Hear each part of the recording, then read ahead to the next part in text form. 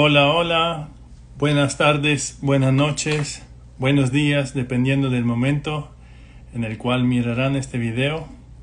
Mi nombre es Andrea Gambino, creador de este espacio de la tribu sistémica, anfitrión. El día de hoy tengo el honor, el gusto de presentarles y de conocer en este encuentro previo a nuestro invitado especial de esta semana, Pablo Pera.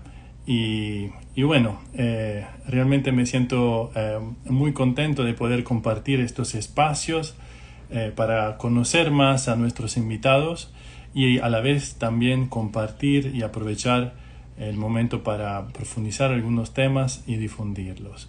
Así que muchas gracias también a las personas que nos siguen en las diferentes redes. Los invito también a seguirnos en nuestro canal YouTube, La Tribu Sistémica, en el grupo Facebook también se pueden sumar y ahí van a recibir toda la información de los encuentros que tenemos grupales. Así que bienvenidos todas las personas que se van sumando. Y también aprovecho la oportunidad para agradecer la red de personas que me están apoyando, ayudando en generar estos espacios, particularmente a Margarita Bonomo, que fue la persona que me puso de alguna forma en un contacto más directo con Pablo. Y así muchas gracias por ser parte de esta red y así nos vamos nutriendo, alimentando, sosteniendo. Así que, Pablo, te invito a sumarte al vivo acá. Yo también voy a hacer un intento y mientras tanto saludo a Ercilia, Rosana Rotella, ok, que se van conectando.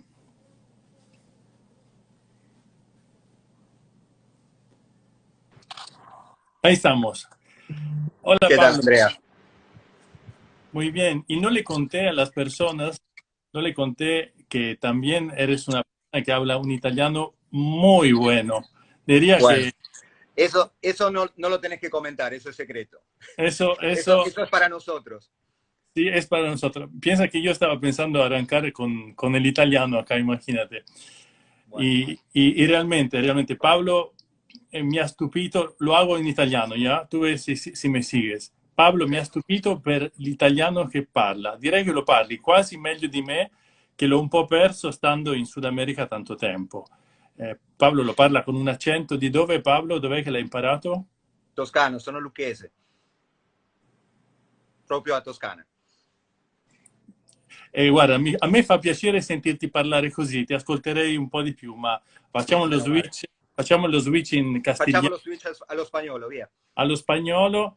Per me es un piacere, davvero, es un placer escucharte, encontrarte, volver a encontrarte. Nos encontramos hace un mes más o menos Uh -huh. y bueno, me encantó conocerte. A veces estamos en contacto a través de la red, pero eh, Sí, pero no tuvimos la oportunidad de estar conversando como estuvimos o como vamos a estar ahora. Y en claro, principio me gustaría desde ya agradecerle a Margarita Bonomo, que bueno, es una persona a la cual yo quiero muchísimo y de la cual aprendí y aprendo y sigo aprendiendo muchísimo también. Eh, Realmente ha sido una de mis docentes formadoras, así que siempre mi agradecimiento y mi reconocimiento a su trabajo de tantos años y que, bueno, somos algunos que vamos continuando esta tarea, ¿no? Y en su compañía y por otros lados. Así que mi agradecimiento a Margarita. súper. Pablo, y yo en la mañana estuve revisando la llamo hoja de vida, no sé cómo la llaman allá, pero me gusta verlo así, pues realmente refleja todo un recorrido, ¿no? Que una persona ha hecho, tu biografía, y veo que tienes muchas, eh, diría, investigaciones, ¿no? Porque cuando uno se forma, de alguna forma está investigando, está buscando algo. Tú Sí, sí, empezaste como profesor de matemática, así ¿cierto? es. Para luego especializarte en esto de la gestión educativa Uh -huh, y también pasaste por la maestría del Reiki también. uh -huh. Y que es un También. Son punto formaciones un poco eclécticas, ¿no? Digamos, por ahí, en lo que vos decís, esta biografía y este recorrido de vida, creo que justamente lo sistémico, que fue lo último que entró a mi vida como para quedarse y ocupar un lugar muy pleno, muy grande, eh, la realidad es que siempre me pareció que lo importante, que después la sistémica me lo confirmó, es el tema de no excluir, ¿no? Porque a veces pareciera ser que en educación, sobre todo cuando trabajamos en determinadas líneas, es como que, bueno, es esta línea pedagógica y excluyo a las otras, ¿no? Y en realidad se pierde la riqueza que cada una de las vertientes pedagógicas va a aportar a la tarea. Y sumado a esto en forma transversal, el tema de buscar esto que vos decías, bueno, por ahí el Reiki u otras terapias complementarias, digamos, digamos, o accesorias que no tienen que ver específicamente con lo educativo, pero sí tienen que ver con el bienestar personal y el bienestar general.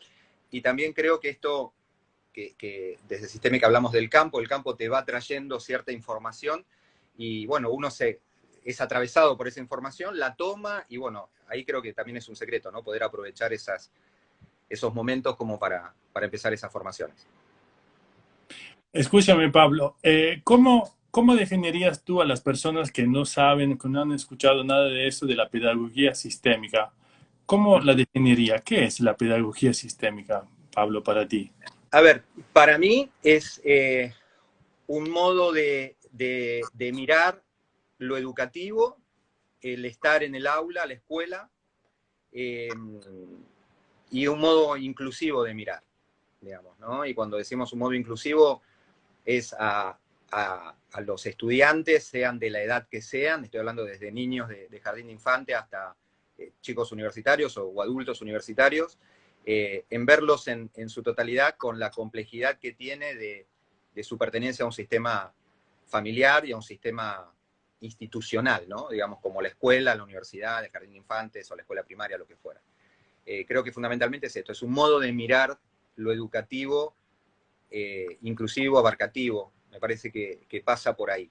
Creo que ese cambio de mirada fue por lo menos lo que a mí me despertó el interés, ¿no? Y que empecé a sentir que resonaba con algo que yo intuía desde que empecé a trabajar allá lejos hace tiempo, en el año 85 empecé a trabajar, así que hace muchísimos años que estoy en el tema educativo, y de ahí en adelante siempre me pareció que había que mirar lo educativo, la escuela y el hecho de estar formando gente o acompañando procesos de formación, como me gusta decir a mí, porque si no, esto de decir yo formo gente, me parece muy arrogante, ¿no? Digamos, uno no forma a nadie, a lo sumo acompaña un proceso de formación, de autoformación, o por lo menos que eso es lo que a mí me gusta encarar.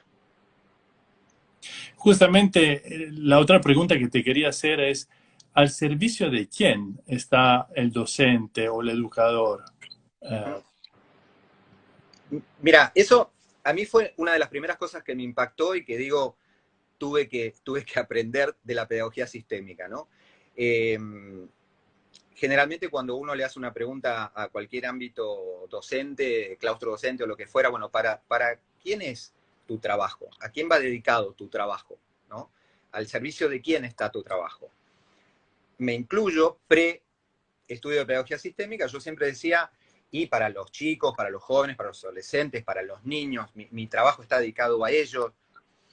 Y el primer no que recibí de mis formadores de pedagogía sistémica fue enterarme de que yo no estaba al servicio de los chicos, que pensé que sí, sino que yo estaba al servicio de las familias, de los padres de esos chicos, y que yo trabajaba con los chicos, pero al servicio de los padres, ¿no? Eso fue lo primero que me ordenó y me acomodó y me permitió, digamos, reubicarme en un contexto en el cual durante muchos años trabajé, además de como profesor, como director de escuela secundaria, y en mis inicios, mi primera dirección de secundaria la tuve a los 24 años, así que era muy joven, y siempre decía, hoy lo cuento como anécdota, que entiende ser por lo menos una humorada, pero yo sostenía que la mejor escuela que a mí me podían dar para dirigir era una escuela de huérfanos, porque con los chicos estaba todo bien, pero con los padres yo no quería saber nada.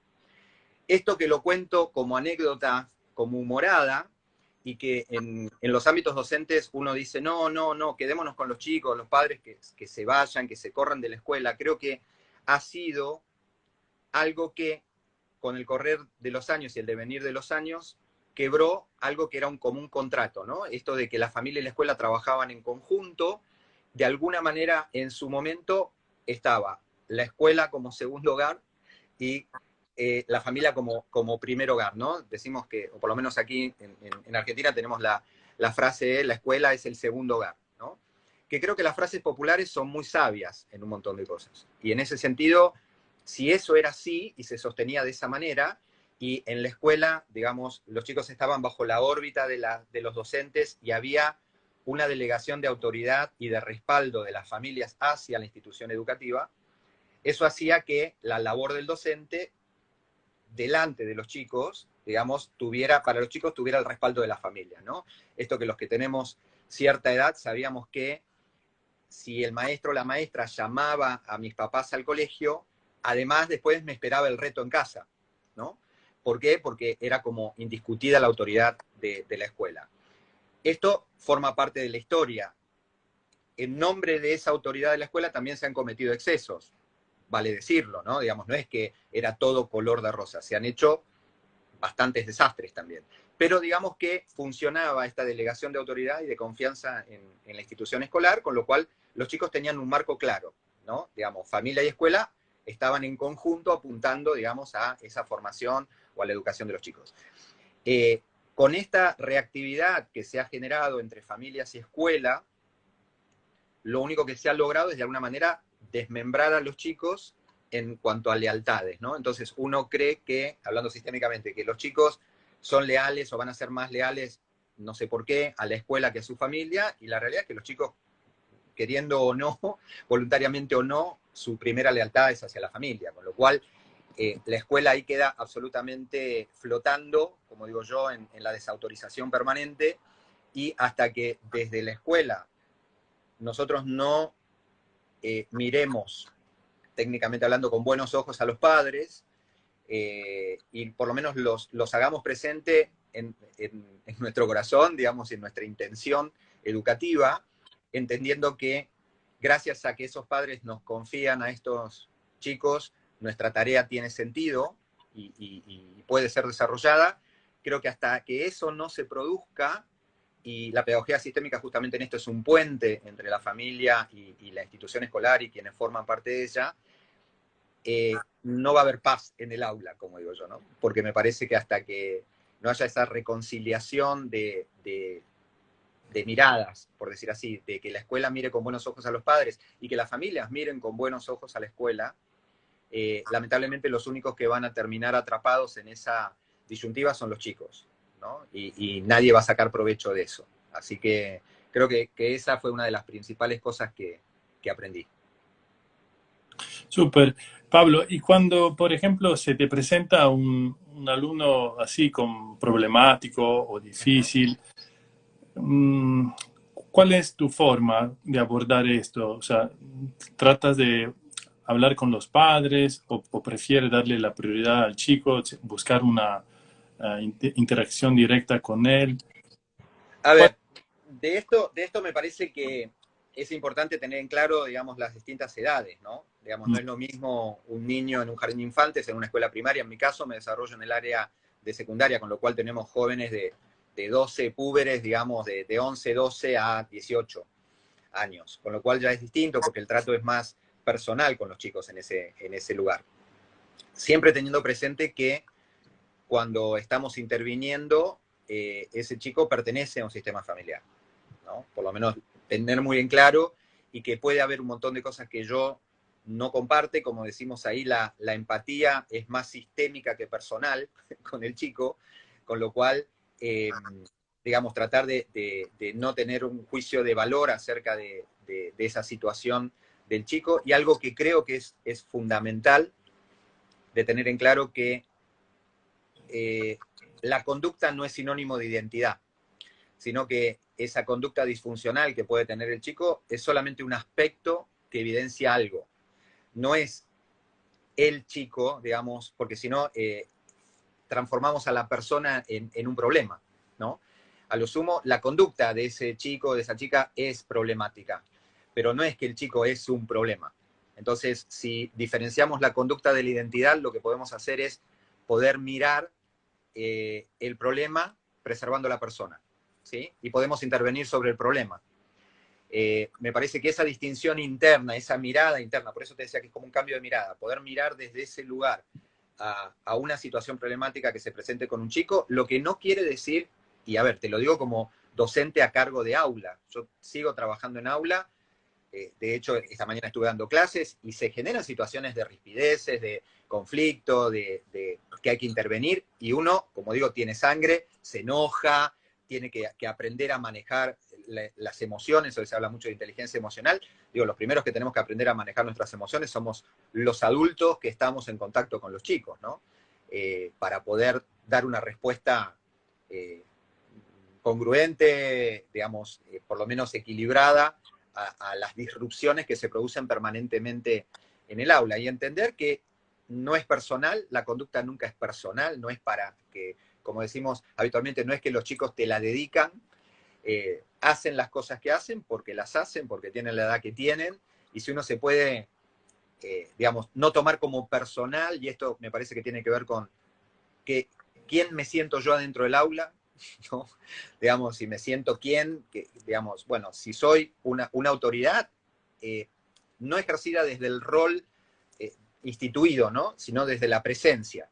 Entonces, si yo soy una autoridad presente, porque estoy ahí con cuerpo, con alma, con corazón y con mente, digamos, es más fácil probablemente manejar la disrupción que si uno solo está presente físicamente, pero está retirado emocionalmente.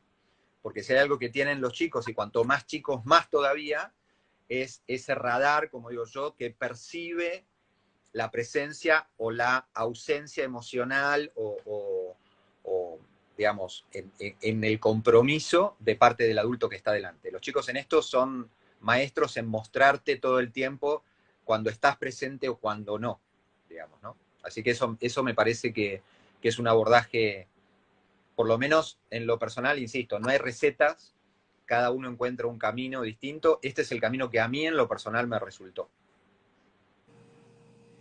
Súper, gracias por compartirlo, Pablo. Por favor. Te decía que yo acá estoy de vacaciones, hoy día es mi último día, acá estoy en Miami y estoy en la casa de un tío que ha sido docente en una escuela pública durante tantos años y justamente antes de empezar le dije, ¿cuál sería una pregunta buena para ti que has trabajado en esto para otro colega tuyo? Y él me dijo, pregúntale cuál es su filosofía a Pablo. Pero yo le digo, ¿pero qué significa cuál es su filosofía? ¿En qué sentido?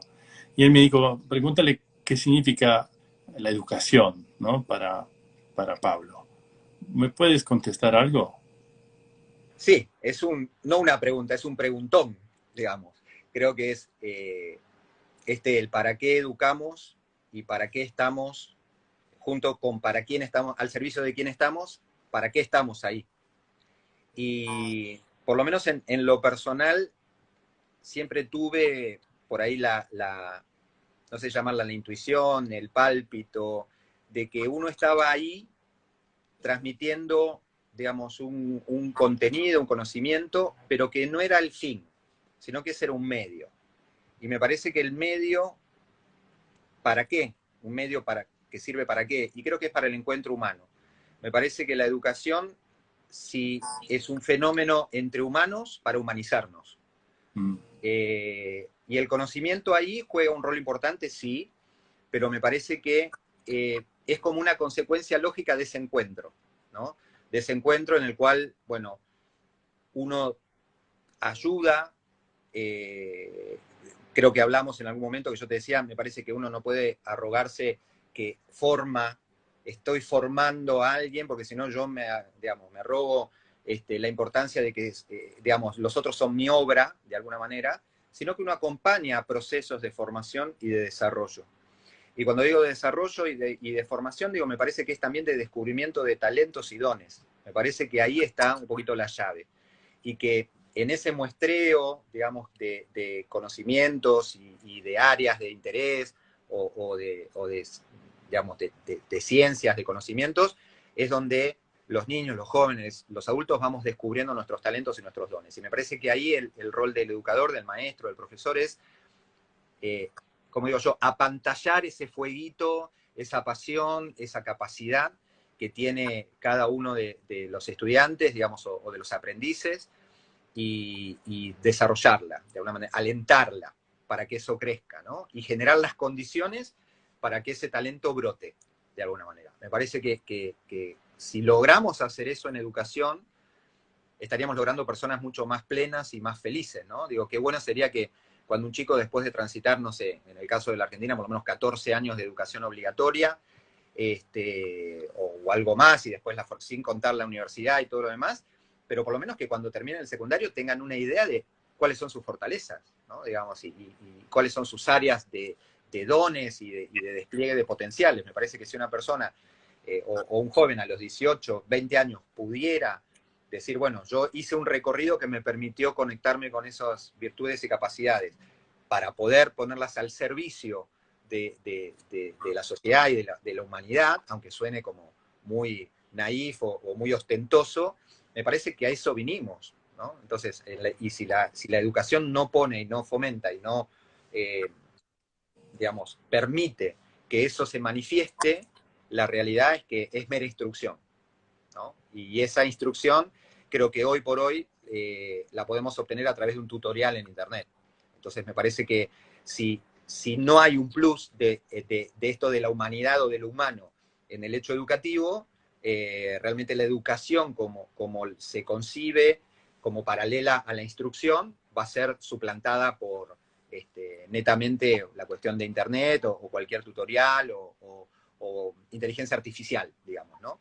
Pero me parece que el plus que tiene el hecho educativo, y ahora que estuvimos en pandemia y que seguimos en pandemia, y que en algunos lugares volvimos a la presencialidad y en otros todavía no, o a esta presencialidad rara, creo que lo que más disfrutamos es del contacto y del encuentro, ¿no? Me parece que eso es insustituible y que las pantallas nos acercan, ¿sí? Nos conectan, nos ponen en contacto, pero hay algo de la proximidad física y del encuentro físico entre las personas que me parece que tiene otra calidad. Y me parece, Pablo, que esto también tiene que ver con el tema que vamos a tocar el día domingo, ¿cierto? Cierto. ¿Lo puedes presentar, por favor? ¿Puedes comentar cuál será el tema para que también las personas que nos están escuchando sepan? Ok, mira, en mi caso, digamos, lo titulé, digamos, la escuela como almadal, ¿no? Que es una palabra que mucha gente debe decir, ¿y esto qué es? ¿De qué se trata? Y es como, yo lo llamo que es como un camino multidimensional de integración del ser, ¿no? Me parece que tiene que ver con eso, ¿no? Con no dejar afuera que las personas, que los seres humanos somos seres multidimensionales, y cuando digo multidimensionales lo digo no en un sentido esotérico, sino digamos que tenemos múltiples dimensiones, ¿no? Una dimensión personal, una familiar, una laboral, profesional, trascendente, digo, y todas esas aspectos de nuestra personalidad, de nuestra persona, de nuestro ser, me parece que debieran ser contemplados en lo educativo. Y cuando digo la escuela como almadal, porque me parece que la escuela, hablando de las instituciones educativas en general, ¿no? Del nivel que sean, me parece que el nuevo siglo y este nuevo, se habla hoy de un despertar de conciencia también, y cuando lo digo, me parece que ya otra vez quitándole todo rasgo extraño, esotérico, nada, simplemente es tomar conciencia hoy por hoy de que, bueno, que requerimos como humanidad un cambio, y creo que la pandemia nos lo puso blanco sobre negro en un montón de aspectos, y este neologismo almadal, porque es una palabra que no existe, digamos, esto es, a mí me gusta mucho jugar con las palabras y crear palabras nuevas, porque desde la ontología del lenguaje, para, bueno, los que son coach ontológicos y demás, saben, digamos, de la importancia que tiene el verbo, ¿no? Como digo yo, el verbo transformado, encarnado y en acción. Entonces, me parece que la realidad como la conocemos, básicamente, y también en esto es una, como para mí es una mirada diferente de lo sistémico, porque en lo sistémico en general tenemos una mirada retrospectiva, ¿no? Siempre estamos mirando al tema de los ancestros, al tema de lo anterior, digamos, como para poder comprender nuestro presente y proyectar el futuro, pero me parece que hay para mí hay una sistémica prospectiva, ¿no? Que esto es como un entendimiento mío, digo, conectarnos hacia adelante también estaría bueno, ¿no? Digo, es como si yo, así como me puedo conectar con mis ancestros, con mis abuelos, mis bisabuelos, todo lo demás, o poder mirar en esa dirección como para poder incluir, me parece que en algún momento también me gusta jugar a esto, a otras posibilidades. Es decir, ¿cómo sería si yo miro a mis bisnietos en este momento? Que hoy todavía no los tengo, tengo mis hijas, pero no tengo ni siquiera nietos. Entonces digo, bueno, ¿cómo sería si yo mirar a esos bisnietos con buenos ojos? Y bueno, ¿cómo sería? ¿Qué planeta debería dejarle? ¿Qué nivel de conciencia? ¿Qué humanidad debería dejarle ahí? Y en ese plano de conexión es donde yo digo que me parece que entramos en un plano de conexión más profundo. Y en la educación, entonces cuando hablamos del almadal, para mí es las palabras nuevas generan realidad. Una realidad nueva. Porque si quiero describir nuevas realidades con vocabulario viejo, lo nuevo no termina de emerger. Es mi creencia personal, ¿no? Entonces digo, probablemente si yo quiero describir una realidad nueva, si la describo con palabras viejas, sigue siendo vieja en alguna manera. Entonces, crear un vocablo nuevo que tiene una vibración nueva, una energía nueva, digamos, probablemente sea como un atractor para que esa realidad se manifieste. Esta es una idea personal, ¿sí? Y cuando me preguntan qué es un almadal, siempre digo lo mismo, para mí fue una palabra que un día, como digo yo, me cayó de algún lado, como digo yo, me apareció en mi campo intelectual, y fundamentalmente fue una sensación de mucha certeza. Dije, claro, esto tiene que ser la escuela. ¿Y qué sería un almadal? Y claro, para mí estaba muy claro, pero me costaba comunicarlo. Y dije, a ver, lo más fácil que encontré, dije, bueno, ¿qué es un rosedal? ¿Sí? ¿Qué es un robledal? Hablando en español, ¿no? Obviamente. Y bueno, ¿qué es un almadal? Entonces, ¿no? Entonces, este conjunto de rosas, este conjunto de árboles, bueno, este conjunto de almas, ¿no? Este grupo de almas, este bosque de almas, de alguna manera. Y a mí me parece que si yo miro la escuela, por eso te decía también de cómo entrar a una institución educativa, ¿no? Y digo, si yo como docente entro a una institución, a mirar la institución como un almadal, es muy distinto que si la miro como una escuela. Porque me parece que mi labor ahí tiene otra dimensión, tiene otra proyección, tiene otro nivel de conciencia diferente, impacta diferente en los estudiantes con los cuales estoy en contacto, aunque haga lo mismo. A ver, aunque en el formato esté haciendo lo mismo que hacemos todos, que es dar clase, ¿sí? Con más técnica, menos técnica, con proyectos o no proyectos, con clase tradicional o Waldorf o Montessori o lo que fuera, pero cuando uno entra al aula desde esa mirada interna, entonces cuando yo miro la institución, miro la escuela, miro a mis colegas, miro a mis estudiantes, a mis directivos, a lo que fuera, digo, bueno, somos un bosque de almas que estamos juntos para evolucionar, ni siquiera para aprender, ¿sí? Entonces pasamos de la lógica del aprendizaje a la lógica de la evolución. Me parece que para eso estamos, ¿no? Como humanidad. Necesitamos más que aprender, porque hemos aprendido un montón de cosas y sin embargo la humanidad está como está, con lo cual evidentemente no ha sido suficiente el aprendizaje, pero no hemos logrado evolucionar. Entonces digo, bueno, la escuela ahora, en su momento más primitivo, necesitaba instruir, ¿no? Necesitaba generar aprendizaje, generar conocimientos. Bueno, eso ya mal o bien de alguna manera está, ¿sí? Sin embargo, nos falta dar el salto cualitativo que es evolucionar. Y me parece que lo que se necesita de las instituciones educativas o formativas, de procesos de desarrollo humano, ¿sí? Tienen que ver con esta cuestión evolutiva. Así que un poco de esto es de lo que me gustaría compartir el domingo con los que se sumen, ¿sí? Y no solamente gente del ámbito educativo, porque me parece que, como dije, la escuela es el segundo hogar, pero el primero es con papá y mamá, ¿no? Entonces me parece que también los papás y las mamás, o quienes ejerzan esos roles, ¿sí? En las múltiples familias que hoy están conformadas y con todas las tipologías y combinaciones diversas y maravillosas que hay, digo, me parece que también es bueno que se sumen. Sí, justamente, bueno, yo te agradezco por aceptar la invitación y permitir que de alguna forma quien se anime también acceda a este tipo de abordaje. Ujú, Y también te quería leer lo que han escrito las personas que están acá. María Laura ujú, escribe, es vital mirar para atrás lo que significó la educación para el sistema. ujú. Y también eh, Pinas Miluska dice, linda mirada del Almadal.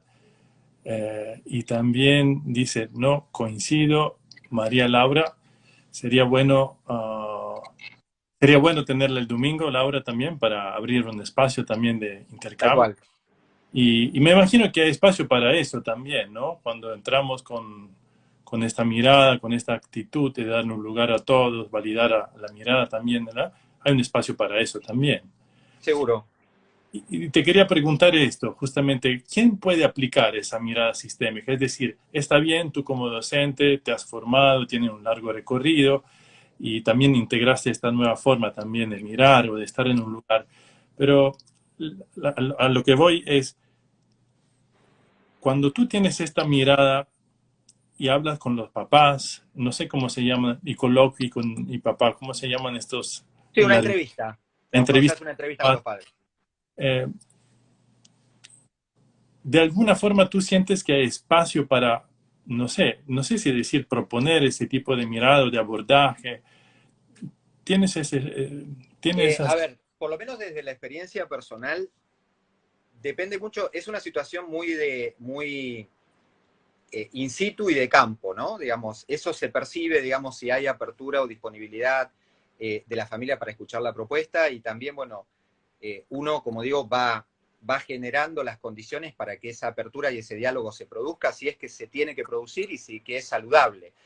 Algo que uno tiene en claro es que como uno está al servicio de la familia y sobre todo, digo, bueno, uno interviene hasta donde el otro permite, puede y desea, ¿sí? Si no es coercitivo, entonces me parece que ya se ejerce violencia, si uno está, porque esta mirada a mí me parezca interesante y me parece, no sé, bueno que estés al tanto de lo que yo percibo que tu hijo nos muestra en la escuela, porque esto también, digamos, uno lo hace, digamos, desde la pedagogía sistémica, uno lo que vemos es que lo que generamos es las mejores condiciones para aprender y el chico solamente puede aprender cuando su mirada está puesta en el aprendizaje y no atenta a un desorden sistémico familiar.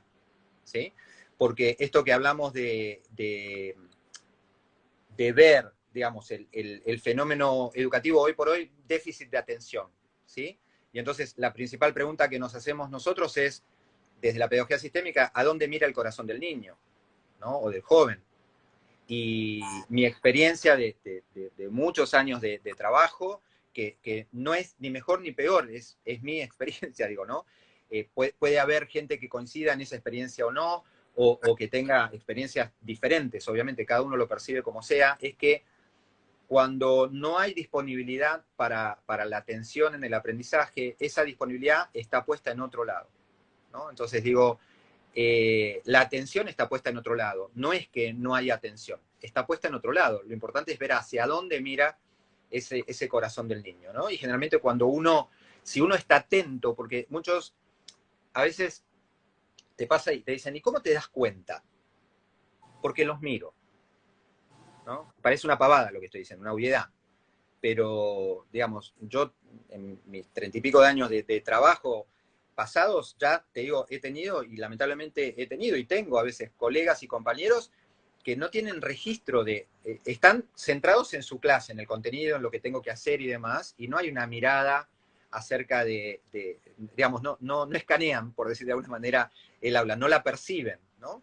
Y uno ve los chicos, y creo que son muchos los docentes, y te diría que son, gracias a Dios, son la mayoría, los que perciben una mirada triste, que va más allá de esta cuestión bueno, del aprendizaje, ¿no? Y que uno se puede acercar y simplemente, nada, mostrarse abierto y disponible al diálogo, a lo que fuera, y ser un mediador, digamos, entre esa situación de los chicos y de la escuela y de los padres, ¿no? Entonces, cuando yo tengo en claro que estoy al servicio, eh, digamos, voy a buscar los mejores medios, modos y momentos oportunos para poder dialogar con la familia. ¿Por qué?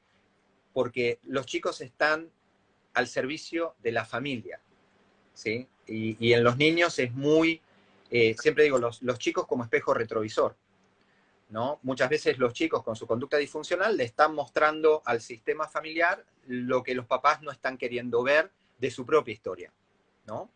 Y como no la pueden ver como adultos, como sí o sí van a mirar al hijo, entonces el hijo se ofrenda de alguna manera en estas conductas que a veces son inconscientes, y para que los padres tomen nota. Y me ha pasado en muchas entrevistas de estas sistémicas que te digo con las familias, de tener una situación de conducta disfuncional de un chico, conversar con la familia, y cuando conversábamos con la familia en la entrevista se genera tal situación de campo que surge o emerge, digamos, lo no visto. Y cuando los padres toman conciencia de eso no visto por ellos, te puedo asegurar que desde mi experiencia personal, te diría que casi en el 100% de los casos, los chicos automáticamente dejan de hacer síntoma. ¿Por qué? Porque ya cumplieron el objetivo. Es decir, su conducta estaba al servicio del sistema. Cuando quienes tenían que mirar lo que tenían que mirar lo vieron, automáticamente ya no tiene más sentido esa conducta disfuncional, ¿no? Y el chico de alguna manera retoma, deja de ser representante de esa situación y toma, digamos, su rol de hijo y continúa su vida. Y te puedo asegurar que te podría contar anécdotas concretas, ¿no? Un montón de ese tipo de situaciones, ¿no? De situaciones no resueltas por las familias que hacían que los chicos tuviesen conductas disfuncionales. Y como la mayoría de los chicos y de los niños están mucho tiempo en la escuela, muchas de esas conductas se manifiestan en la escuela. Entonces, ahí está claro de poder entender cuando yo te decía que conducta no es identidad, ¿no? Entonces, no confundir la conducta disfuncional del chico con lo que el chico es. Y un tip que a mí me sirvió para darme cuenta de cuándo la conducta disfuncional era sistémica y no personal, es cuando a los chicos en general vos le podés preguntar qué pasa, digo, con esa conducta, ¿no? Y muchas veces vos le preguntás, pero, a ver, ¿para qué estás haciendo? No por qué estás haciendo esto, ¿para qué lo estás haciendo esto? ¿No? ¿Cuál es el objetivo de esto que estás haciendo? ¿Qué querés lograr con esto y qué sé yo? Y sinceramente, los chicos buscan como, y no encuentran un para qué lo están haciendo, ¿no? Y muchas veces, digamos, esto en mi caso lo combino con otras técnicas que tienen que ver con, digamos, tengo una formación en programación neurolingüística también, entonces, digamos, hay algunas técnicas de programación neurolingüística que te permiten detectar, digamos, los campos de donde proviene esta información de los chicos, y en general, si vos le haces una visualización metafórica o lo que fuera, en general ellos sienten que esa acción o ese impulso de hacer le viene generalmente de atrás, ¿no? Digamos, como que se sienten como empujados a hacer algo, aunque no entiendan para qué lo están haciendo. Y no lo viven como propio. En cambio, cuando hay conductas disfuncionales que son propias, sí, no, lo hice porque me quería o quería hacer tal cosa, digamos, pueden justificar de alguna manera o argumentar por qué lo están haciendo. Pero esas conductas que en general los chicos se quedan sin palabras y vos los ves que, como digo yo, mueven los ojos para todos lados buscando información, diciendo, no, la verdad que ahora que me lo preguntás no sé para qué lo estoy haciendo. Y muchos me decían, tuve un chico que me decía, no sé para qué lo hago, pero no puedo parar de hacerlo. Era como muy fuerte escuchar eso, ¿no? Que el chico percibiera que dice, sí, la verdad que, un chico más grande, ¿no? Tenía 15 años, dice, la verdad que no sé para qué lo hago, pero no sé, siento la necesidad de hacerlo, ¿no? Que tenía que ver con hostigar a un compañero, ¿no? Y para que te des una idea, digamos, dónde fue a terminar la situación. Bueno, en Argentina tenemos lamentablemente, digamos, hechos de dictadura militar, digamos, con muchas atrocidades cometidas y demás. Y bueno, un familiar de este chico había sido, digamos, militar represor. Pero se supone que el chico no lo sabía, ¿sí? Sin embargo, lo actuaba. Cuando tengo la entrevista sistémica con la familia, ahí es donde digo que emerge. Y los padres me comentan esto. Bueno, sí, en realidad esto tiene que ver con el abuelo, que en realidad nosotros no queremos ver esa historia porque es muy dolorosa para nosotros, bla, bla, bla, bla. Se habló toda esta cuestión y el chico dejó de hacer síntomas inmediatamente, digamos, y retomó que había sido siempre un chico bastante tranquilo, digamos, y no tenía ningún tipo de problema. Por eso te digo que es un caso como muy concreto que te cuento de haberlo visto en carne propia, digamos, ¿no? De haberlo experimentado. Entonces digo, cuando la escuela puede también mirar esto trae mucha paz, como digo yo, al ámbito escolar, digamos, y a las familias, ¿no? Y entonces estamos todos más tranquilos para poder educar, ¿no? Y poder estar atentos a los chicos y además quitarle a los chicos el peso que implica, digamos, llevar esa lealtad sistémica, ¿no? Entonces me parece que está bueno poder mirarlo desde este lugar. E insisto, no soy fundamentalista de ninguna teoría, ¿eh? Digo, porque me parece que los fundamentalismos, digamos, esto no es que la sistémica es la panacea, la pedagogía sistémica es una herramienta válida, como son tantas otras miradas pedagógicas y demás. Lo importante de la pedagogía sistémica es que es compatible con cualquier otra pedagogía, digamos, ¿no? Como es un tema de mirada, no es una cuestión didáctica.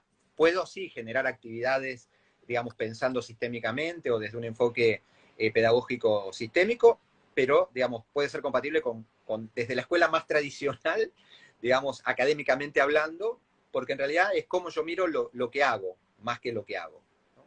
Y lo que hacemos. Claro. Mira, hay un comentario, te leo esto de Pinas Minuska que dice, solo si estamos parados desde ser eternos aprendices llega la información y parados siempre en gratitud. Es como me parece, ¿no? Como que tiene que ver con esta actitud, incluso del docente también, de preguntarse qué tiene que aprender de la situación, del Seguro. alumno, de los padres.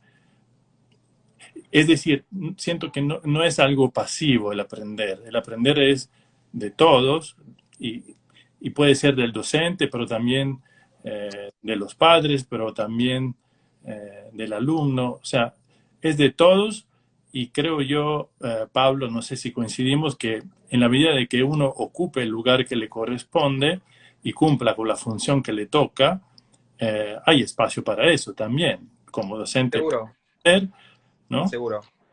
Es que, digo, hay una frase ya conocida, ¿no? Que dice, quien perdió la capacidad de aprender no tiene el derecho a educar, ¿no? O a enseñar.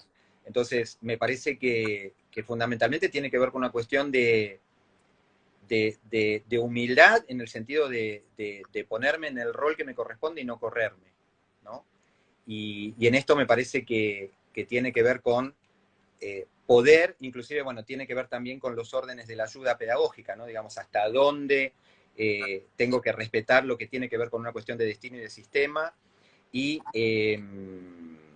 digo, tengo que ver directamente, digamos, dónde estoy yo con respecto a mí, ¿no? También en esto, ¿no? Y no perderme en lo de afuera.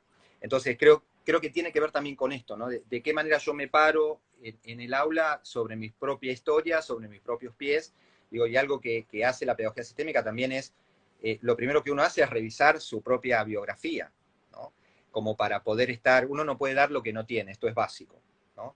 Entonces, primero uno tiene que hacer ese camino, porque si no, no es congruente con lo que propone, ¿no? Si no es como haz lo que yo digo, pero no lo que yo hago, y me parece que en ese sentido, nada, también creo que los resultados después los ves con el correr del tiempo, ¿no? Mi experiencia me dice que han sido a veces situaciones duras, porque cuando te parás desde esta mirada, es una mirada muy comprometida.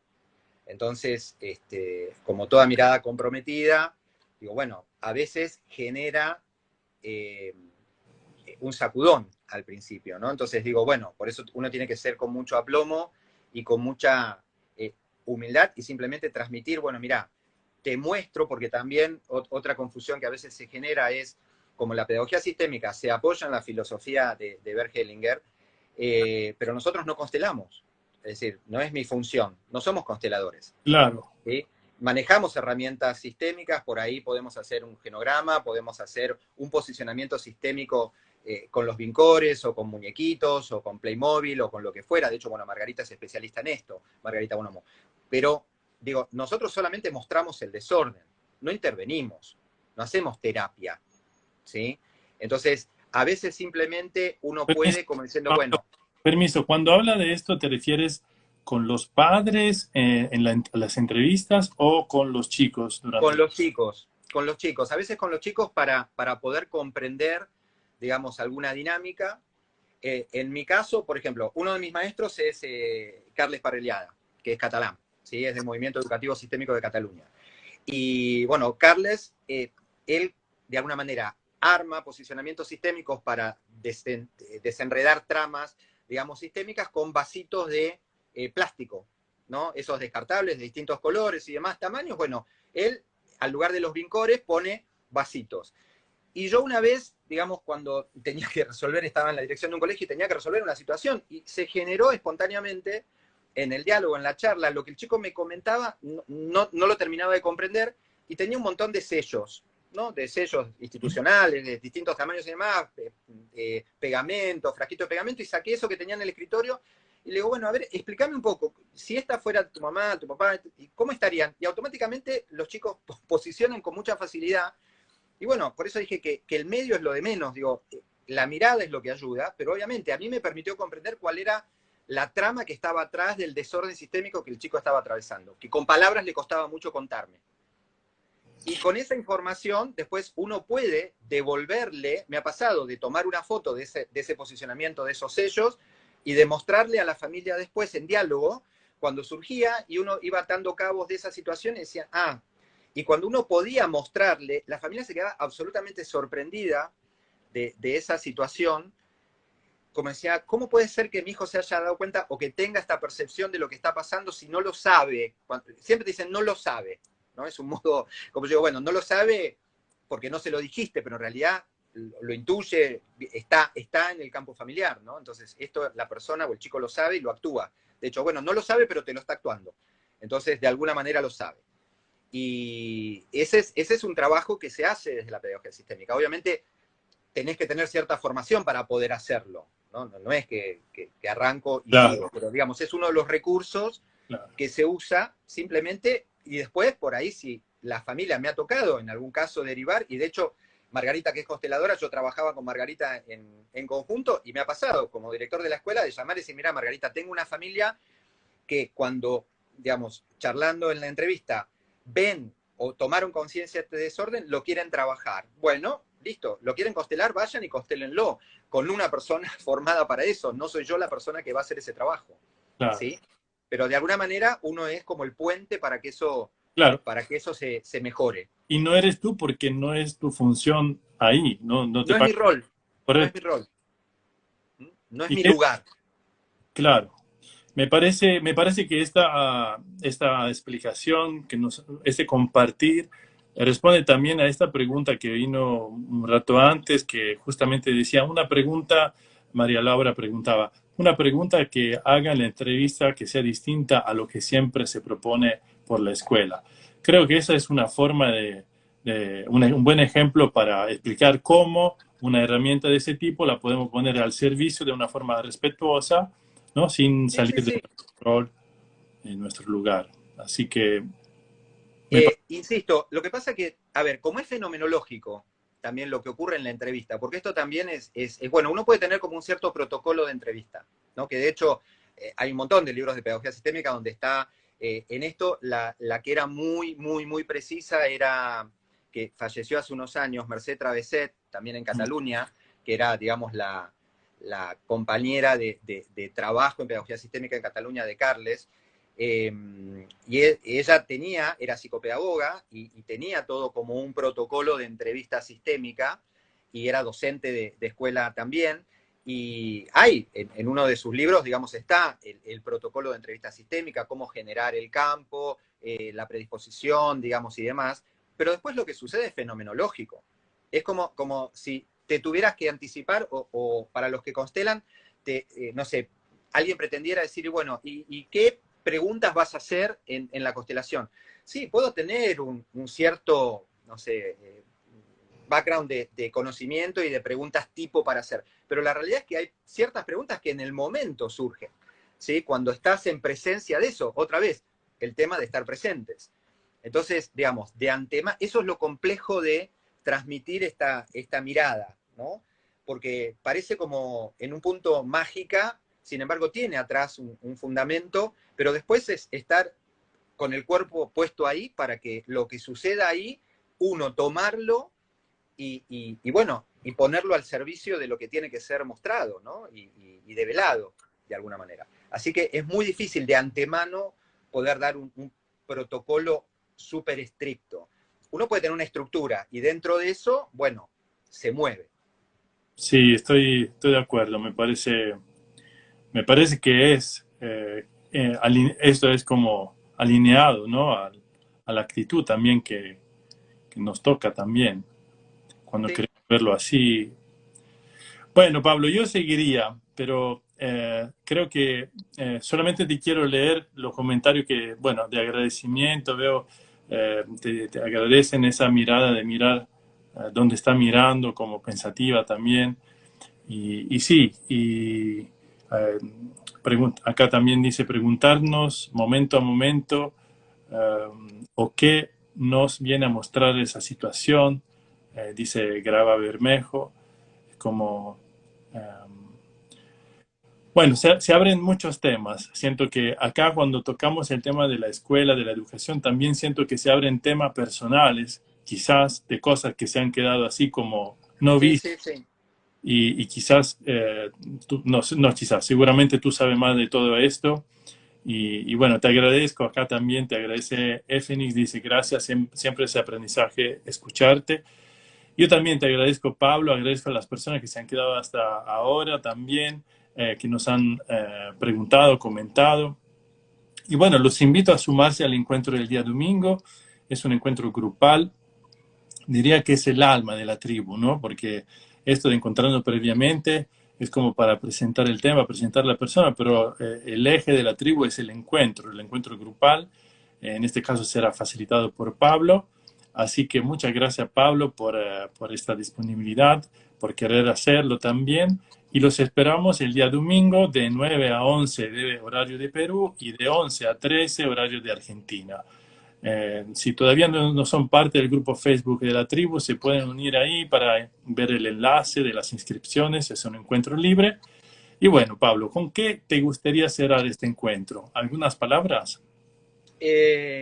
Fundamentalmente agradecimiento, como vos decís, a los que se sumaron y a los que aportan también su cuota de preguntas y de abrir más preguntas, ¿no? Porque me parece que siempre es bueno abrir, ¿no? En este caso, a nuevos interrogantes y a nuevas miradas y a miradas complementarias, y me dan y nos dan la posibilidad de incluir eso que simplemente no pudimos ver o no estamos viendo simplemente porque es la mirada de otro. Así que agradecer a esas otras miradas, ¿no? Porque las que están alineadas siempre, como digo yo, nada más que ratifican, pero las que no están alineadas son las que nos permiten ampliar mucho más la mirada hacia lo que no estamos viendo. Así que agradecimiento fundamentalmente a las personas, digamos, que están del otro lado y que puedan ayudarnos a ampliar la mirada, que de eso se trata.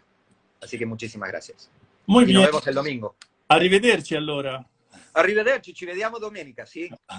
State bene. Ciao ciao. A presto. Ciao. Ciao ciao. A presto, ciao.